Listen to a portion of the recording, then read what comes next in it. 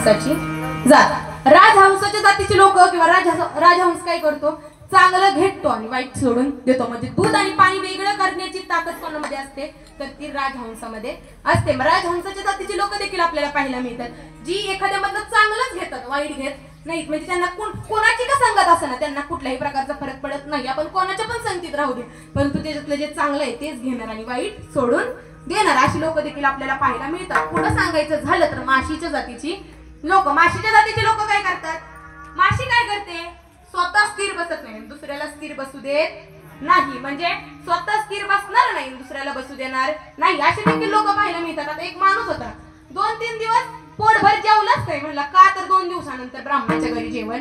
आणि आता तुम्हाला सगळ्यांना माहिती आहे, ब्राह्मण जेवण म्हणल्यानंतर पंचपक्वान्न तर असणार, कारण ब्राह्मणांचं म्हणजे चांगले चांगले त्यांचे पदार्थ वगैरे बनवलेले होते।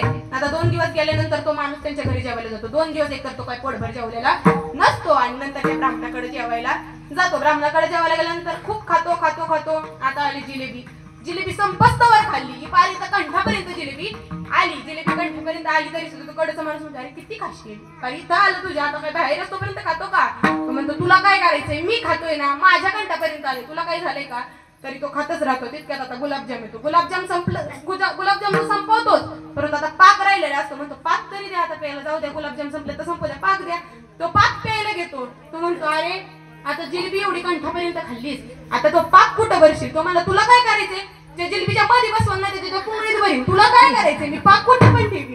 तर तो पाक पेत असताना त्याच्यामध्ये एक माशी पडती, माशी ते एवढं त्या जेवणामध्ये रमलेला होता की माशी सकटतो, ते ग्रहण करतो, ते पितो, ते पाक पितो, पाक पिल्यानंतर ती माशी त्याच्या नरड्यामध्ये जातील, त्याला एकच काम लागतं, ले लोटा चल झाडी, ले लोटा चल झाडी, विठ्ठल विठ्ठल।